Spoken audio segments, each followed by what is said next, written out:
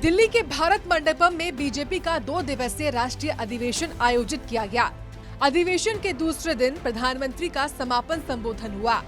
उन्होंने अपने संबोधन की शुरुआत जैन मुनि विद्यासागर को श्रद्धांजलि अर्पित करते हुए की। प्रधानमंत्री ने कहा, ये मेरे लिए एक व्यक्तिगत क्षति की तरह है। मैं उनसे कई सालों में कई बार मिला। अभी कुछ महीने पहले मैंने अपने दौरे का कार्यक्रम बदला और सुबह सुबह उनसे मिलने पहुंच गया। तब नहीं पता था कि मैं कभी उन्हें दोबारा नहीं देख पाऊंगा। ये कहते हुए प्रधानमंत्री का गला रुंध गया। वो भावुक हो गए और कुछ देर के लिए अपना संबोधन भी रोक दिया। लोकसभा और विधानसभा में महिलाओं को आरक्षण मिला है। 3 तलाक की बुराई के लिए विरुद्ध कड़ा कानून बनाने का साहस भी हमने दिखाया है।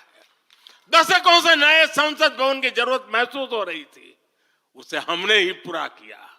यह प्रत्येक भाजपा कार्यकर्ता का सौभाग्य है कि वैसी अनेक सिद्धियों का निमित्त बन सके। साथियों, कोई भी देश हो, वो अपना भविष्य तभी संवार सकता है जब वह अपने इतिहास को सहज कर रखता है।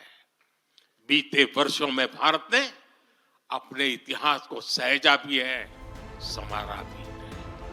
वहीं प्रधानमंत्री मोदी ने अधिवेशन में कांग्रेस और विपक्षी दलों पर जमकर हमला बोला। कहा, हमारे विपक्ष के दल भले ही योजनाओं को पूरा करना ना जानते हों, लेकिन झूठे वादे करने में इनका कोई जवाब नहीं। विपक्ष के हमारे दल भले ही योजनाओं को पूरा करना न जानते हो, लेकिन झूठे वादे करने में इनका कोई जवाब नहीं रहा है। बावजूद इसके आज एक वायदा करने से ये सारे राजनीतिक दल घबराते हैं। एक भी राजनीतिक दल के मुंह से नहीं सुना होगा आपने, जो वायदा हम कर रहे हैं ना, इसका जिक्र तक करने का उनमें सामर्थ्य नहीं है।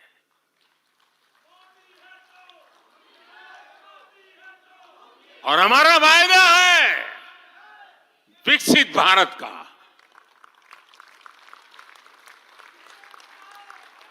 इन लोगों ने स्वीकार कर लिया है कि ये लोग भारत को विकसित नहीं बना सकते।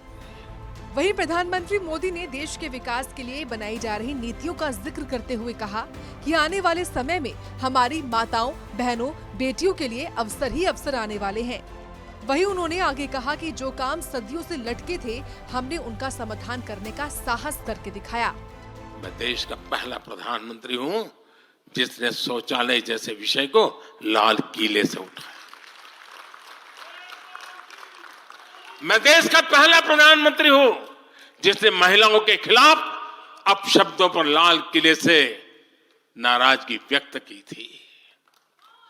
नारी गरिमा, नारी सम्मान हमारे लिए सर्वोपरि है। मुझे गर्व है कि पिछले 10 वर्षों में भाजपा सरकार ने महिलाओं का जीवन आसान बनाने के लिए अनेक कदम उठाए हैं। हमने 10 करोड़ उज्ज्वला गैस कनेक्शन दिया। हमने 4 करोड़ घर बनवाए, जिनमें 3 करोड़ से ज्यादा घर महिलाओं के नाम रजिस्टर हुए। गुजरात के पावागढ़ में 500 साल बाद धर्म ध्वजा फहराई गई है। 7 दशक बाद हमने करतारपुर साहिब राहदारी खोली है। 7 दशक के इंतजार बाद देश को आर्टिकल 370 से मुक्ति मिली है। लगभग 6 दशक बाद राजपथ कर्तव्य पथ के नए स्वरूप में सामने आया है। 4 दशक बाद आखिरकार 1 रैंक 1 पेंशन की मांग पूरी हुई है। 3 दशक बाद आखिरकार देश को नई राष्ट्रीय शिक्षा नीति मिली। बता दें, प्रधानमंत्री मोदी ने आगामी लोकसभा चुनावों के लिए बीजेपी कार्यकर्ताओं और पदाधिकारियों में जोश भरा। साथ ही कहा कि बीजेपी सरकार का तीसरा टर्म सत्ता भोग के लिए नहीं मांग रहा हूँ।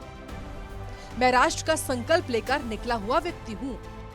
वहीं प्रधानमंत्री ने आगे कार्यकर्ताओं को भी ये स्पष्ट किया कि अब अगले 100 दिन नई ऊर्जा, नई उमंग, नया उत्साह, नया विश्वास और नए जोश के साथ काम करने वाले हैं।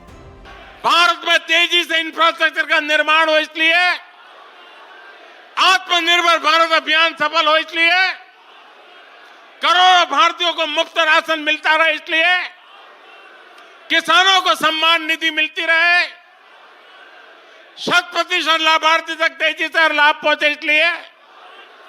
साथियों, आप यहां से एक नए संकल्प के साथ अपने क्षेत्र में जाएं। अब की बार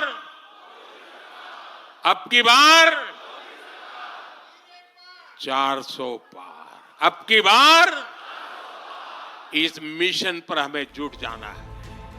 तो प्रधानमंत्री मोदी ने अधिवेशन में कार्यकर्ताओं की ऊर्जा का संचार किया ताकि तीसरी बार प्रचंड बहुमत से सरकार बने और अब की बार 100 पार का नारा भी साकार हो पाए।